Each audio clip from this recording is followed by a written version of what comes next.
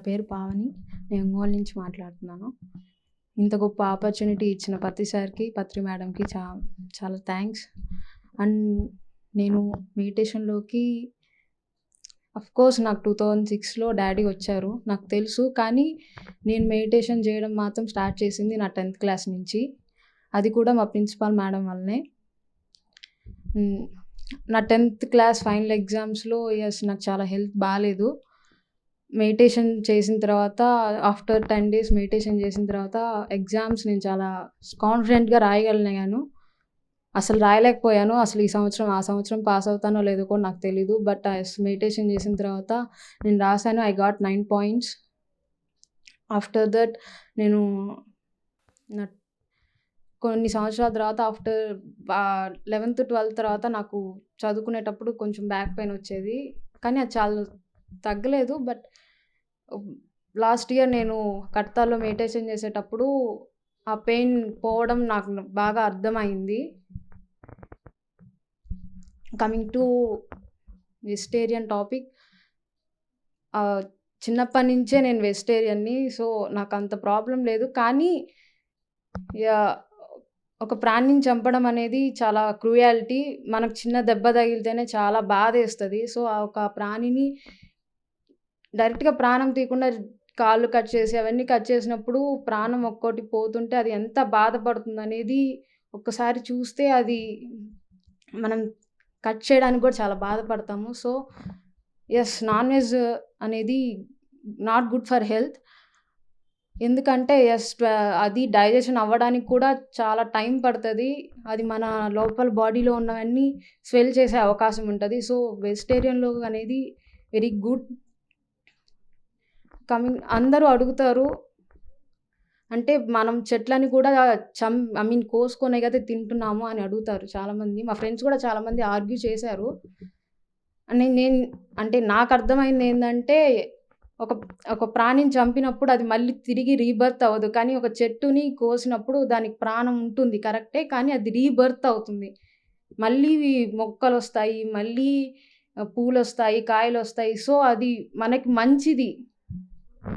So, it is good for health. And egg కూడా చాలామంది చెప్తారు అది నాన్ వెజ్ కాదు వెజ్జే అని. కానీ ఎగ్‌లో కూడా ప్రాణం ఉంటుంది. రీసెంట్‌గా చాలామంది young scientist are proved that ఆ గుడ్డు నుంచే కదా బిడ్డ బయటకొస్తుందని చెప్పి ప్రాక్టికల్‌గా మన కళ్ళ ముందే చూసి చూయించారు. So, it is also not a veg. It is also a non veg. So, egg కూడా మానేయాలి. అతి త్వరలోనే ఈ భూప్రపంచంలో 100% people are going to be a vegetarian people. And నేను రీసెంట్‌గా పైమాలో క్లాసెస్ జాయిన్ అయ్యాను. Learn something from Paima. Thank you to Paima also.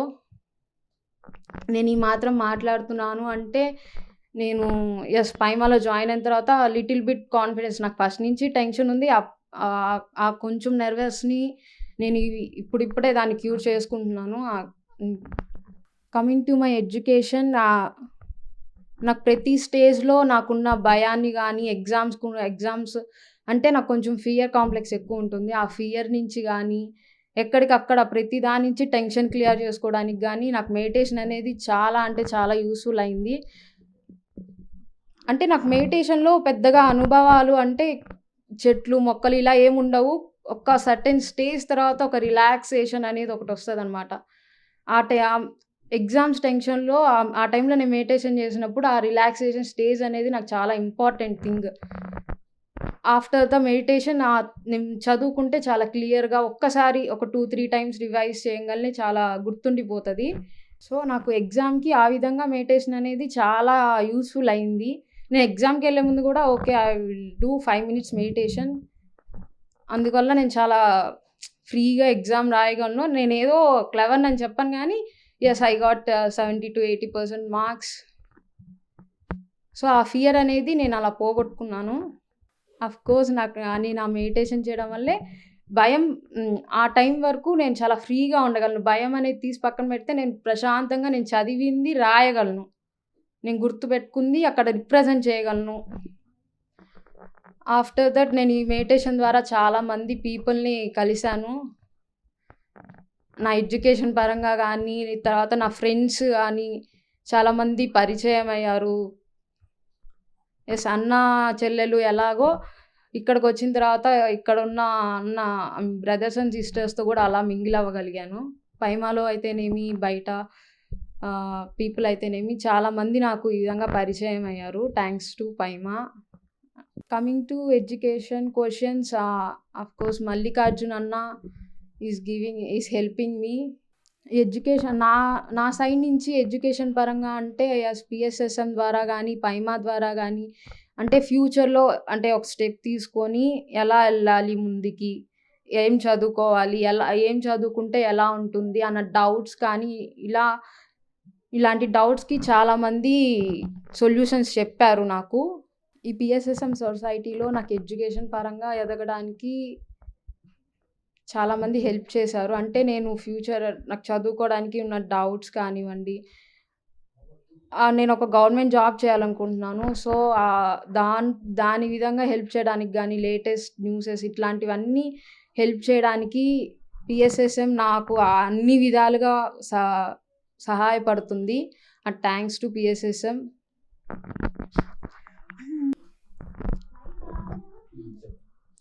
నా పేరు పావని. నేను ఒంగోలు నుంచి మాట్లాడుతున్నాను. ఇంత గొప్ప అవకాశం ఇచ్చిన పిఎంసి ఛానల్‌కి వెరీ థ్యాంక్ యూ. మా అనుభవాలన్నీ కలెక్ట్ చేసుకుంటున్నారు ఎంతో గొప్పగా. నేను 2006లోనే నాకు ధ్యానం పరిచయం అయింది. కానీ నా 10th క్లాస్‌లో మా ప్రిన్సిపల్ మేడం ద్వారా నేను రెగ్యులర్‌గా మెడిటేషన్ చేయడం స్టార్ట్ చేశాను. ఈ మెడిటేషన్‌లోకి వచ్చిన తర్వాత నా ఎడ్యుకేషన్ పరంగా గానీ, నా మెంటల్ కండిషన్ పరంగా గానీ నేను చాలా ఎదగడానికి చాలా ఉపయోగపడింది మెడిటేషన్ అనేది. పైమా ద్వారా నేను చాలా తెలుసుకున్నాను. అంటే నేను ఎలా భయం లేకుండా మాట్లాడడం, ఇతరులతో ఎట్లాగా మింగిల్ అవి మాట్లాడడం అనేది నేను చాలా నేర్చుకుంటున్నాను. నా 11th అండ్ 12th క్లాస్‌లో ఉన్నప్పుడు నాకు బ్యాక్ పెయిన్ చాలా వచ్చేది. నేను అది నా మెడిటేషన్ ద్వారానే పోగొట్టుకోగలిగాను. కమింగ్ టు మై ఎడ్యుకేషన్, నాకు ఈ మెడిటేషన్ ద్వారా కానీ, ఈ పిఎస్ఎస్ఎం మూవ్‌మెంట్ ద్వారా గానీ చాలా హెల్ప్ అయింది. నేను డెవలప్ అవ్వడానికి కానీ, లేదా నా ఫ్యూచర్‌ని డెవలప్ చేసుకోవడం వల్ల గానీ నాకిక్కడ పరిచయమైన వాళ్ళు చాలా హెల్ప్ చేశారు. మల్లికార్జున్ అన్న గానీ, నేను గ్రూప్స్ రాయడానికి గానీ చాలా హెల్ప్ అందుకు చాలా థ్యాంక్ యూ. పైమా నన్ను నేను డెవలప్ చేసుకోవడానికి, నాలో ఉన్న భయాన్ని గానివ్వండి, నాలో ఉన్న కాన్ఫిడెన్స్ లెవెల్స్‌ని పెంచుకోవడానికి కానివ్వండి, పైమాలో ఉన్న పీపుల్ చాలామంది హెల్ప్ చేశారు. Thank you to పైమా. అండ్ నాకింత డెవలప్ అవ్వడానికి హెల్ప్ చేసినటువంటిది పిఎస్ఎస్ఎం మూవ్‌మెంట్‌కి చాలా థ్యాంక్ యూ. అండ్ వెజిటేరియన్ అనేది ఈ డైలీ లైఫ్‌లో వెజిటేరియన్ అనేది చాలా ఇంపార్టెంట్. మన హెల్త్‌ని చాలా డెవలప్ చేసుకోవడానికి నాన్ వెజ్ అనేది ఎటువంటి ఉపయోగము లేదు. ఎందుకంటే నాన్ వెజ్ తినడం వల్ల ఆ కంటెంట్ అనేది బాడీలోనే 72 అవర్స్ ఉండడం వల్ల మనలో ఉన్న సెల్స్‌నన్నీ డ్యామేజ్ చేస్తూ ఉంటుంది. సో, వెజిటేరియన్ చాలా త్వరగా డైజెషన్ అవుతుంది. సో, వెజిటేరియన్ అనేది చాలా important. Coming to the egg point of view, చాలామంది మా ఫ్రెండ్సే చాలామంది క్వెషన్ చేశారు. ఎగ్ అనేది వెజిటేరియన్ అనేది కాదు. It is a non veg. Because ఒక బేబీ అనేది దాంట్లో నుంచి ఎగ్‌లో నుంచి వస్తుంది. ఈ పాయింట్ అనేది చాలామంది యంగ్ సైంటిస్ట్‌లు అనేవాళ్ళు ఈ రీసెంట్ టైమ్స్‌లోనే చాలామంది ప్రూవ్ చేశారు. మన ప్రాక్టికల్‌గా మనకు చూపించారు. ఎలా బేబీ అనేది డెవలప్ అవుతుంది, ఆ ఎగ్‌లో ఎలా బ్రోక్ చేసుకొని బయటకొస్తుందనేది. సో, అంత చిన్న బేబీని మనం చంపుకొని తింటున్నాం అనేది చాలా గిల్టీ ఫీలింగ్ అనమాట. సో, ఎగ్ అనేది కూడా నాన్ వెజ్ కంటెంట్. ఇంకొక క్వెషన్ నన్ను రైజ్ చేసిందేంటంటే, చెట్టులో కూడా జీవం ఉంటుంది గదా! దాన్ని గూడా చంపుకొని తింటున్నాము అనేసి నన్ను నా ఫ్రెండ్స్ అడిగారు. అంటే ఇంకా ఏ జంతువునైనా చంపుకొని తిన్నప్పుడు, తల తీసేసినప్పుడు మళ్ళీ తిరిగి ఆ పార్ట్స్ అనేవి రావు. కానీ ఒకవేళ చెట్టులో ప్రాణం ఉంటుంది. కానీ అది మన కోసమే, మన ఫుడ్ కోసమే అది వచ్చింది. అది సో, ప్లాంట్‌ని తినడం వల్ల అంత నష్టమేం జరగదు. మన ఫుడ్ కోసమే ఈ భూమి మీదకి మనం సర్వైవ్ అవ్వడానికి అది మనకి హెల్ప్ చేస్తుంది. So, thanks to plants and nature. ఇంత గొప్ప అవకాశం ఇచ్చినందుకు పీఎస్ఎస్ఎం మూవ్‌మెంట్ నన్ను డెవలప్ చేసుకోవడానికి గాని, ఎడ్యుకేషన్ పరంగా నేను బయట చాలా స్ట్రగుల్స్‌ని ఫేస్ చేశాను. సో, ఇక్కడికొచ్చిన తర్వాత స్ట్రగుల్స్ పోయాయనను, కానీ అవి ఎలా ఫేస్ చేయాలి, వాటిని మనం సమాజంలోకెళ్ళినప్పుడు మనం ఎంత స్ట్రాంగ్‌గా నిలబడగలగాలి, మనం ఎలా ఉండాలి అనేది నాకు ఈ మెడిటేషన్ ద్వారా తెలిసింది. Thanks to PSSM. ఈ పీఎంసీ ఛానల్ ద్వారా నా అనుభవం తీసుకున్నందుకు very thanks to PMC channel.